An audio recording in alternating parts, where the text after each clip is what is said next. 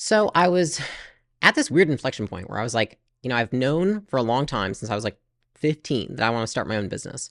I didn't know what it looked like. I knew it was something in fitness. I'm kind of just like, I felt like I was like, my eyes were closed and I was feeling around. I was like, all right, am I going to start a gym? Is that what I'm going to do? Like now I understand how to fill a gym, how to have clients, all these things. Like I could do that, or I can partner with her and do this online business. And I was at that inflection point when I met this guy on the internet named Alex. And 2015-ish. yeah, Okay. or maybe 2016, one of those. So met him. It was a random Bumble date. So it was on Bumble. I'd been going on dates for 18 months. So you have to understand. All right, so help me. I don't understand Bumble because Really? I met my wife early Okay. and I didn't have to use Bumble or any other. But Yeah. so explain how Bumble works. I mean, I sort of know, but like, Yeah. explain it for people. So you get on the app, and it's basically like for a woman. This is when I was on it, by the way. It's been like 8 years, so I hope they've progressed. Basically you come on and it says a screen pops up with a picture of a guy, says like his name, his age, and location, and it's swipe left or right depending if you don't like him or like him. Yeah. So Bumble's the woman's choice, right? Yes, and the difference between Bumble and Tinder is that Tinder, guys can message a woman even if the woman doesn't like them, right? Which means like on Tinder, I had like hundreds of people. It's disgusting, right? And it's all like, it's gross. Yeah. Bumble, unless I also like the guy, they can't message me. And then I have to actually initiate the message. Yeah. So it's like double opt-in. Yeah, Yeah. exactly. This feels safer for women. 100%. And that was what I was looking for. Yeah. So I felt like, okay, I don't feel like as scummy of guys are going to be on Bumble. You know what I mean? Right. So what did he look like? I mean, was he the full bearded king that he is now, or was he like the no chest? What was he like? He was like no chest hair, Young baby. young baby face. Yeah. I remember the picture was him standing in a pool, like shirtless with sunglasses on. But Okay. it said under his profile was something to the extent of like own 4 gyms, business, and like bourbon or something like that. Okay. And I Still remember kind of a player move. totally. Yeah. But I was like, okay, he's really cute. And then business, he owns 4 businesses and he says he likes business. I was like, I love it. Like he put that first, which said something, right? Motivated. Yeah. Ambitious. Yeah. And he had lots of pictures of himself lifting weights, and that was kind of my profile too. So I was like, okay, he likes working out. We have common interests. So I swiped on him, messaged him, probably said something very awkward. I'm not very like good at I'm like, hey, what's up? Like, I don't know. And he quickly was like, let's get off this app. Can I call you? And I was like, okay, yeah, absolutely. Because what I hated was when the guy takes so long. You're on the app and he's like asking you questions on the app. And you're like, are you going to freaking ask me out on a date? Yeah. Like, Well, he's probably vetting, right? Like looking for red flags and vetting all the. I guess so. But I'm just like, it's just kind of like, it feels like a waste of time, right? For me, at least, it was like I have 30 minutes of my lunch every day where I'm like swiping and talking to them. And then besides that, it's it. So I was just like, let's go. And he called me. I was like, sure, here's my number. Calls me and he was like, I figured that we could just get our first date out of the way on the phone. And I was like, yeah, let's do it. And he literally asked me, and I asked him like all the questions you would ask on a first date, like parents, do you want to have kids? What do you see for your future? What do you like to do? Like all that stuff. Are you guys about the same age? He's 2 years older than me. Okay, so about the same age. Yeah. And 2 years older for a guy is about your age. Yeah. 2 to 5 years older. Yeah, exactly. Yeah. Well, he felt like it was enough of an age gap. So, we had that conversation, and then he's like, do you want to meet for Froyo tomorrow? So he was in Costa Mesa, Newport Beach area too? Yeah. Okay. Yeah. And I said, sure. And then tomorrow came, and I remember wanting to not go. So I like texted him. I was like, I'm sick. I can't go. And he called me and he was like, you're not sick. And I was like, what? And he's like, you don't sound sick. I'm like, no, I feel awful. And he was like, I don't care. It's Froyo. You'll be fine. And I was like, wow, okay. Yes. And I was so used to being the assertive one. And I'm like, no, I don't want to go on the date, or I do. I was just like, it was almost refreshing to have somebody who was like, called your bluff. yeah, called my bluff. I was okay. So you're type A. Yeah. And he's type A. Yes. And so you respected I that was like, as a type A. Yeah. Yeah. So we end up meeting for Froyo, and I'll never forget, like, I was there first, and he was like, I'm going to be a few minutes late. And I was like, great. Good first impression, right? Because I'm very timely. I get there like 10 minutes early. Oh, okay. And he comes, he walks up from behind, sits down, and he was like, you want to go to some Froyo? That was like the first thing. And I was like, yeah. No smile, nothing. And I'm like, I remember we go in, we're in line, I just kept thinking to myself, like, does this guy even like me? I'm like, is something wrong with him? I'm like, I make sure my pictures are not overly inflated so that in person I look just as good. Right, Like, right. what is this? And we go in there, we get the froyo, we come back, we sit down. Turns out later, when I was 18, I got my whole back tattooed. Hmm. And when he walked up, he saw the tattoo. And he told me later, he's like, I saw that tattoo and I thought to myself, oh no. Red flag. Red flag. Yeah. Can you talk about what it is? It's wings. Okay. Giant angel wings on my back. I mean, kind of metaphoric. That's kind of cool, though. It was, yeah. I mean, What does it mean?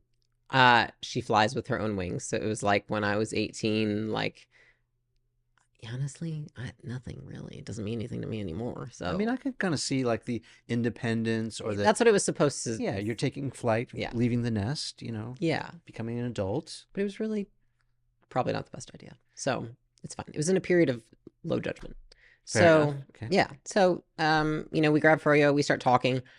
And I think what was so great was just it was finally like I was having a conversation with somebody who I felt like I shared the same reality with them. You're intellectual equal. Correct. It was like we're talking on the same playing field. I didn't feel like in many of the conversations, either I felt like the guy was like, can you shut the fuck up and just be cute? Or I felt like I was much more ambitious than the guy. Yeah. So it felt like those were what I was getting, and this was not that. Yeah. Yeah. So I was very interested. We ended up walking for like 4 hours together. Okay. And that was really our first date, was just we talked and walked for like 4 hours. And it was so odd because like at the end of it, because we talked about business most of the time, like sales, marketing, gyms, because that was what we were both doing. Mm-hmm. By the end of it, he was like, I really like you and I'm really interested. And I also think you should work for me. You were in a Alex Hormozi interview, job interview. Yeah. And I was like, what? And I just remember I was like, what are you talking about? He's like, no, it's fine. It's fine. I just, I felt like even if this doesn't work out, Yeah. Although it's funny now, getting to know him a little bit better, just the short time we spent together in the last couple of interviews, efficiency is the thing, right? Mm-hmm. So he was like killing two birds with one stone. Mm-hmm. He was, dating you as a prospect, but also job interviewing and all these things. I think he likes to make sure that people have high utility. Yeah, but just the efficiency of it all, it is so Alex. Okay, I'm with you so far. This is great. So, I'm like, dude, I just met you. Like, I have things going on. Like, I have my own stuff going on. I don't really, and I don't want like another job. So, no.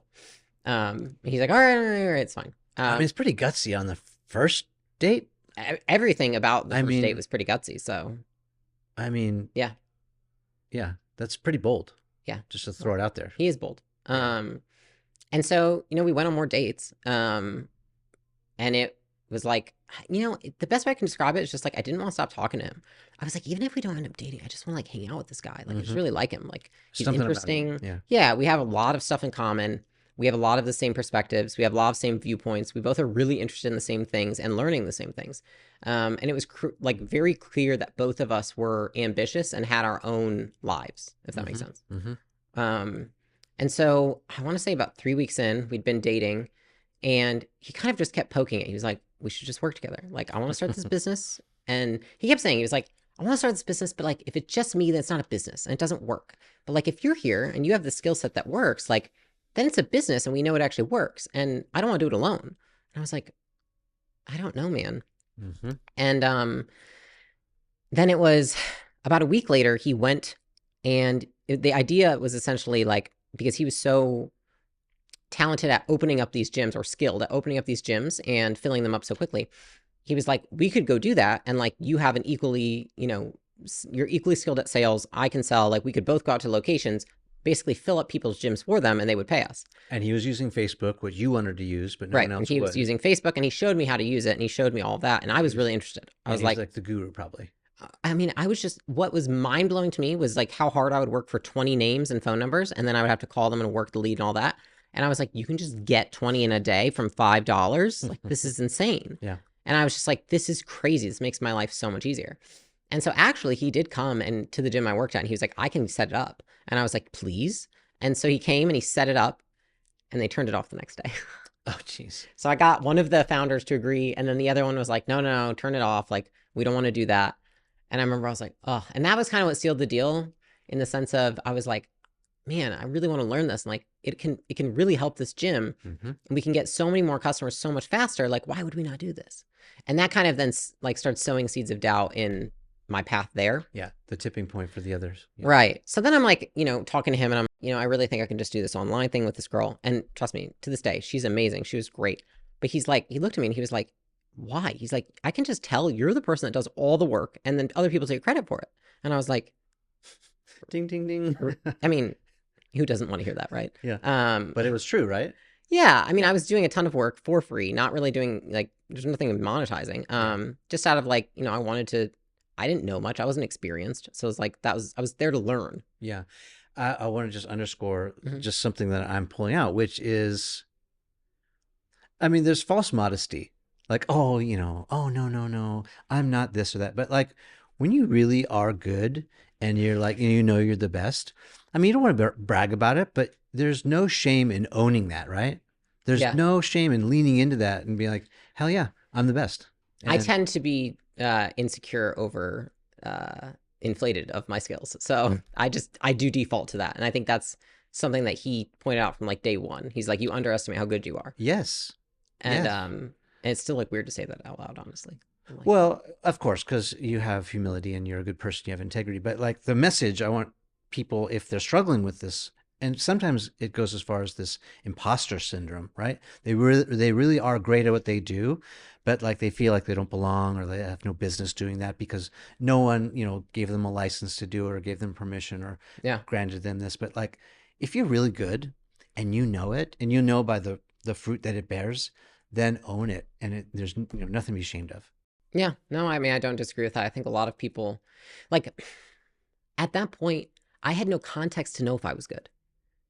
Does that make any sense? Like, what I was doing, it was like there was nobody, it was such a new concept in terms of like building anything online. Yeah. And also, like, in terms of sale, actually, I'll be honest, it was a little bit of doubt because I was one of the best salespersons. I Yeah. was like, oh, it must be luck. No, no, no. You had signals and you had Yeah. results. Yeah. Yeah. Yeah. And those speak for themselves. That's my point. Yeah. I It's get what you're like, saying. and I'm a big signal person because, and I speak from, regret a little bit because sometimes I've missed signals in my life that I haven't listened to my intuition, my gut. And I think all of us, if we really listen to that intuition, we know what we should be doing or what we should not be doing. And as we listen and are prepared to recognize those signals when they come, it can help us make good choices. Yeah. Whether that's business investing, starting or stopping a business, starting or stopping a relationship, the signals are really important. Yeah. Well, I don't think I knew how to read any of that at that point in time. I was just trying. And honestly, I think stress sometimes blinds you because I'd moved out there. I didn't know anybody. I was just trying to make enough money to live out there, and I didn't want to fail. And so I was just so focused on the task at hand. I didn't really think about any of that. Like in pure execution mode, not much thought to it. But I expressed to Alex that I was like, I think it makes more sense to do this with her. And he kind of said that to me. And I was like, but I feel like she wants what I want. He was like, well, what's that? And I was like, I just want to help people. Like I truly, genuinely have always just wanted to make people's lives better. And he Back was to like, your veterinarian roots. You just want to, you're a caregiver. yeah. Yeah. And he's like, I remember he said this. He was like, what if you could do that and make more money? Yeah. Light bulb moment. Light bulb moment. And it really was for me. I was like, wow, that is all it is. Like I'm so focused on helping people that I actually am preventing myself from making more money.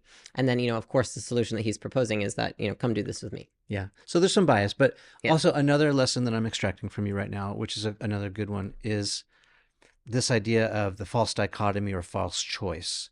And you fell into that trap like I have too, which is it's either this or it's that. Mhm. But guess what? You can help people and make money.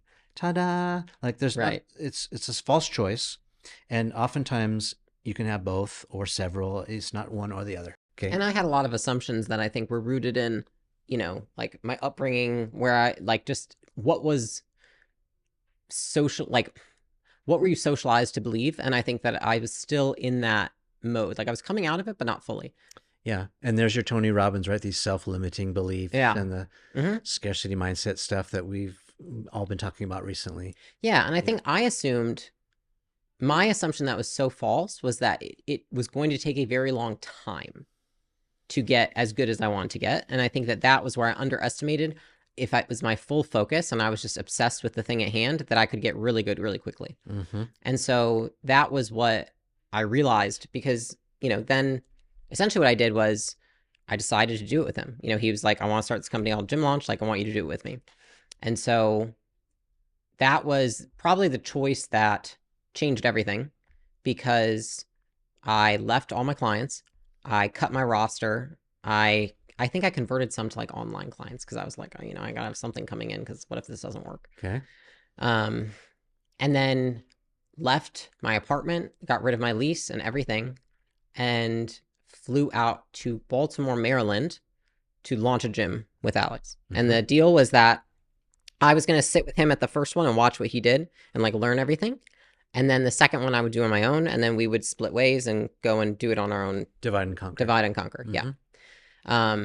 And I don't think I could have anticipated what would have happened from that point on. You know what I mean? Like, I was like, I remember making the decision. I was like, no matter what, I will learn so much, whether it doesn't work or works. Like, it's worth the experience alone. Yeah. Did you have money in the bank? Like, did you have a safety net, a cushion? Like a couple $1,000s. Yeah. So you're living hand to mouth. Again, it's a pretty gutsy move. You're in your early 20s. Yeah, but the thing is I'm like, what's the worst case? Like, I end up back at my dad's house. Okay, so you feel like you had, like, that would be awful in my mind. But I'm like, I will not go hungry. Yeah. I have friends, I have family, I have some money, and I have the ability to make money. So I was like, I can just go get a job at a gym again. It's not a big deal. Yeah. Can I ask you this too? Compared to back then, you're significantly further ahead now. Is it harder to start something new now? Because in theory you have farther to fall, or is it easier because you have all these resources, a significant amount of money in the bank? Easier or harder today than it was back then? It's easier because I don't care nearly as much as I cared back then. And what does that mean?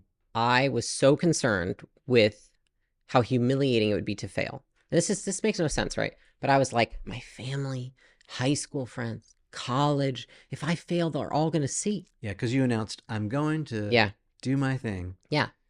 And I think that I'm just now to a point where I don't care so much if I fail, because I also trust myself enough to get back up. And I also know that I am graceful in my failures. And so I think I have that trust in myself, versus before I didn't have that. Do you think, what percentage of that anxiety was manufactured by you, and how much of it was reality? Like, if you had failed and you'd come back, tail between your legs, whatever, and you had to be like, I need to live with you, Dad. What percentage did you make up in your head to be scary versus the actual reality of it? I mean, I think that the reason I was able to make the jump is I identified that all of it was made up in my head. Yeah, that's my point. Is like, yeah, I still do that today. It happens a lot. Yeah, I catch myself. Exactly. And I think it took me longer to kind of work through that back then. And now I think I'm just much faster, which is like, well, that's not a good reason, just because you think you might feel a certain way. You're scared of a feeling, or judgment. They call it fortune telling, right? No one knows the future. Yeah. But you try to fortune tell or forecast the future. I mean, maybe something bad's going to happen, but most likely it will not, right? And that's where a lot of this, angst or fear, kind of stifles us. I think it's also just more bad things have happened and I've dealt with them. And I don't even tell myself like it might not happen. I'm like, it could definitely happen. Okay. But you can also deal with it. Yeah. I mean, that's about having calluses, right? That's like, going through hell and back several times and be like, okay, I've been burnt, but now I got, I'm torch proof now. I'm good. And I think it's also like looking at it in terms of, if the worst thing happens, it's not going to make me worse. If anything, I've used every other instance in my life to make me better. So why would this be any different? Yeah. I'm like, wow, think of all the skills I'll gain if I have to go through that. Yeah. So I think I look at it more like that, as I kind of trick myself into like, that would be such an opportunity to become a better person if it does happen. Not that I wanted to, but yeah. But that's tremendous mind shift power. I mean, that's powerful when you're able to do that. Yeah. I mean, I think it takes training over time because it's like the first voice that comes in is like, that would be awful and terrible. We want to avoid that at all costs. Right. And I think I've just gotten like quicker at combating it with, no, that would be a great opportunity for you. Yeah. What a good challenge. That would really help you become who you're trying to become. Yeah. And so it just gets the two voices, like the space between the two gets shorter and shorter over time. Mm-hmm. But it used to be like, might be like first one, and then it's like days. And then it's like a day. And then it's like hours. And it's like an hour. And it's like 30, 40. And it's like 1 minute. And then now it's like 10 seconds. Yeah. And so again, you know, for extracting lessons, if you're in a hurry to get through or get over what you're going through, sometimes it's a process of, you know, that you need that experience. You need to trial and error. You need to try and fail or get up again. You need to learn, and it just takes time. You have to earn that. You can't just, you know, wish that whatever you're going through is over. You have to, you know, go through experience, and then you have learned from it. But you can only do that by being on the other side of it. Yeah. I think any kind of change it's a process, not an event, right? Yeah. So it takes time. I just say that because we're talking with people of all kinds of different experience, you know, and ages too. And it seems like the younger people I talk to, they want things more immediate. Of course, I did too when I was young, but it's like, all right, so you're 18, you want to be the VP. Okay, cool. Okay, let's go through this process first. I mean, if you got the chops right now, by all means, you know, step into that spot. It's not about age. It's about, you know, whether you've got the skills. But it's like, sometimes you just have to pay the dues. You have to learn the lessons. Yeah. In order to get to the mindset where you are now. I would agree. Okay, so you're in Baltimore. What happened? Well, the first day that I was supposed to watch Alex, and like that was like my first training day. It was gonna be like, all right, let's train for 2 weeks and then you can try something. We had like all these sales appointments booked, and he was gonna teach me like, here's how I pitch people and like what we do for these gyms or whatever. It's a different offer. And he got a phone call from a friend. He's like, I've really got to take this. And I was like, the guy's coming in 10 minutes. And he was like, I think you've got this. Oh. And I remember he just left. Did he set you up? Was it deliberate? No, he says it wasn't. Oh. Okay. He's like, I just knew you would figure it out. Yeah, he's like the master delegator. That's how I like to tell him. Okay. So I remember there were 8 people coming in back to back. The first one that came in, you have to understand, we're selling in this gym that has no equipment, nothing, boarded up windows. Yeah. We're pre-selling for a gym that's going to open. You got to be freaking out. I'm freaking out. First guy that walks in, cop. And I was like, oh my gosh, I'm going to jail. Yeah. I know this isn't illegal, but then I'm like thinking to myself, like, maybe this guy's scamming me this whole time. This guy from Bumble, like maybe I'm being screwed. Like he left, like now there's a cop here. Like who knows? The cop didn't buy, but everybody else did. And he came back hours later. I'm like, I still don't know what this phone call was. And I think he set you up. Yeah, probably. Or rather, not set up, but just like he had so much confidence. Okay, so fun fact about me. So I have this skill too, where I am not that great at anything, but I can see the talent and skill in other people. Mm-hmm. And so if I'm sort of projecting that on Alex too, like so if that's his mindset, he already knew that you could do it, and maybe you were lacking the confidence, and he just wanted to give you that little nudge. Yeah. And like force you to do it. Yeah, he's great at that. I think that's probably what happened. Yeah. And so then from that day on, we just split everything. It was like, okay, people are coming in, we're gonna split the appointments, split the work, whatever. And that was the first gym we launched together. It was in Baltimore, Maryland. And then we split up, and it was like I went to a different gym, he went to a gym, and we started launching gyms.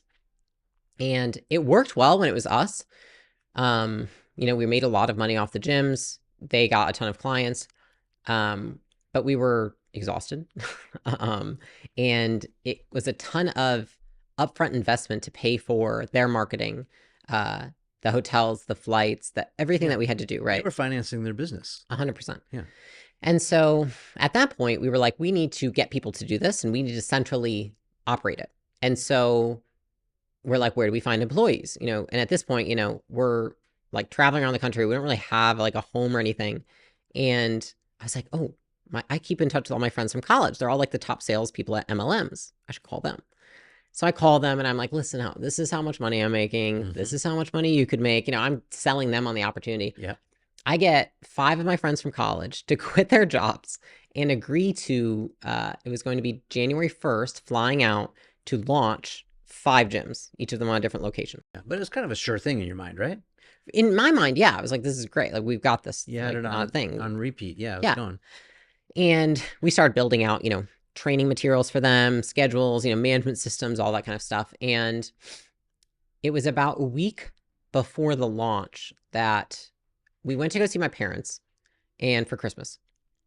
And Alex shows up. I remember I had a dentist appointment. And Wait, was this the first time he met them? uh-huh. Okay. So new guy. New guy, bring him. My parents have always been like, Layla does whatever Layla wants. Like, she's always making weird decisions, right? Okay. And so I'm like, this guy's coming back to me. He was one I've been quit everything, fly my job, whatever. And they're like, okay. And my dad's very accepting. So he's like, if that's what you want, sweetie. Yeah, I just want you to be I happy. just want you to be happy. Yeah. And so we come there. And I remember I was like, listen, you have to go hang out with my parents while I go to the dentist. We'll meet you. We're going to do a movie. It's like Christmas Eve. And he shows up to the movie and my dad comes up to me and he's like, Layla, he's like, this guy is so stressed. And I was like, why is he so stressed? And he was like, I don't know. He's like, you should ask him what's wrong with him. And I like walked up to Alex and I was like, you look awful. Why are you sweating? We're like sitting here. And he was like, the bank processor shut us down. I was like, oh. And I was like, well, that's not good. Yeah. What did that mean to the business? It meant that we could not take money. And my friends had all just quit their jobs and 4 days later are supposed to be flying out and we're supposed to be fronting hotel, flights, and marketing expenses. Mm-hmm. And I'm like, oh, that's not good. So then we have to sit through this 2-hour movie. And I remember taking Alex's pulse and it was like 120. And I was like, oh my God. He's just sitting there, resting heartbeat at 120. Just so stressed. Yeah. And I think, when you're going through those things, it's like, you become whatever you need to help the other person at times. So it's like, I could remain optimistic and neutral during those times. Yes. Even though I was obviously not, I just ask in my mind, that's absolute horror is like, I just got people to quit their jobs and I might not be able to do it. Yeah. But you became the yin and the yang. You became that other side. Yeah. Okay. That's pretty cool. Yeah. And so, we go back to my parents' house. We're in this room and we're like, what should we do? And we're like, well, there's the credit card from all the gyms that you had. And it's got like $100,000 limit. I remember Alex like took out the card and he was like, we've got to use it. And I was like, yeah, there's really no choice. And okay, wait, pause. $100,000 credit limit on a credit card? Yeah, per month. Because he'd had so like many an Amex gyms. Gold, or was this like okay? It was actually an Amex Gold. Okay. It was because he had at that point when he had left, he had 5 gyms. Like he was putting all the expenses on his card. So he over years had upped the limit. Okay, I got you now. Yeah. So that's a decent credit limit. Yeah. 100%. Okay. And I remember he's like, we can use the card and we can put it on here. He's like, we just have to make sure we make it back. And I was like, you have 30 days to do it. We've got 30 days to make it back. Yeah. And no pressure. Yeah. And I remember in that moment, he was like, listen, I'm a sinking ship. He's like, we've been trying to make this work for like a year. At that point, he had gotten into head-on DUI. He had had one of his partners who he partnered with without telling me when I had quit my job on one location had then stolen all our money. And so we'd gone through all these different things that were happening and it was just like kind of a mess. You're getting a glimpse that maybe his judgment is slightly distorted in terms of like picking business partners. Yeah, I think that the tough part for him is that he's very optimistic. Yeah. And that's his strength. And it's also when you don't have somebody there that you can trust to balance you, that's hard, and just like me, without somebody who's very optimistic, that can be hard to pursue new opportunities. Yeah. And, for those who didn't see Alex's interview with me before, he talks about his relationship with his dad and the sort of family pressures and he was, fighting his demons too. Maybe like you. He had a lot of shit going on for sure. Yeah. Yeah, he did. And he used to tell me that all the time. He's like, I got a lot of shit going on. I'm like, yeah, but he always kept saying, he's like, I'm just like a sinking ship. I've got nothing going right now. Like this is such a mess. And I always thought to myself, like, I can take care of myself. So like, if this doesn't work, that's fine. I'm not going to be crushed. And I think it's worth the experience and worth trying. Did that brutal honesty though make you trust him more? Because he wasn't fronting at all. He's just like, listen, this is all, this is all very bad. He wasn't like faking it. Yeah. There was no faking it at that point, right? Yeah. Like, I'm buying groceries, like we have nothing. Like, yes, I trusted him more, but I think the trust was more so built through both of us going through what we had there that far together and not neither person like yielding to the pressure, if that makes sense. Yeah, you didn't bail. Yeah, neither of us bailed. Yeah. And I said, he's like, do you want to, if you want out, this is the time. And I was like, Yeah. and I think in a few such words, I was like, no, like I'm in it. Like, let's do it. Like, I think we can do it. Like, I really do. And I think a lot of it came from, at that point, I may not have had confidence in myself at that point in time, but I had confidence in him for some reason. And it's this weird thing where like he tells me, he's like, I had confidence in you and I had confidence in him. And it was like we were like borrowing it from each other. Yeah. It was projecting it. Well, you're bolstering each other up. Well, when he told me the story, I was blown away what you said. Do you remember what you said when he said, can you share that? Because I think it's really, really important. One is greater than zero. Two is greater than one. When you have two people who are united, in purpose, in effort, I mean, that's everything. That's how you get to, where you're trying to go. Yeah. Yeah. He, he said, I'm a sinking ship. Here's your out. Like, if I were you, I would leave. Like, you've got nothing good here. Like, I have no money. This isn't going to work. And, I obviously don't have my shit together. And I was like, if it comes to it, I would sleep with you under a bridge. And I don't think that he had the attention at that point in his life to understand how loyal I was already and how much I did believe in him. And so I think it was just like, I was like, you idiot, I'm not going anywhere. You know what I mean? Like, that's what I was thinking to myself. I'm like, come on. I was like, I love this guy. I believe in him. I believe in us. And I told him in that moment, I said, I just see, it's like so weird to think about. I was like, I just see the future. Like, I see what we could be. And I was like, we can be so powerful together. Mm-hmm. And he was like, how do you even, and I was like, I just know. I remember saying this. I was like, we're so stressed right now. We've got so much going on. And like, we only see it. But when we see the glimpses of each other that are like who we could be one day when we don't have all of this stuff going on, I was like, mm-hmm. It's so good that it's worth holding out. See, you've got the gift too. That's a skill, to be able to look past what's happening right in front of you and extrapolate that and make a forecast. So you must be an extremely good judge of character, an extremely good judge of people. Yes, I will say that's the one thing I feel confident in my skill. That's a gift. Not everyone has that. And I think if you have that in a partner, romantic partner, business partner, I mean, that's everything, Leila. It's like, and I can't speak from a woman's perspective, but from a man's point of view, if my partner says that to me, it's like nothing else matters. I can conquer the world. I will, crawl across a mile of glass to get to the desk. I mean, if you say that to me, it's like, let's fucking go.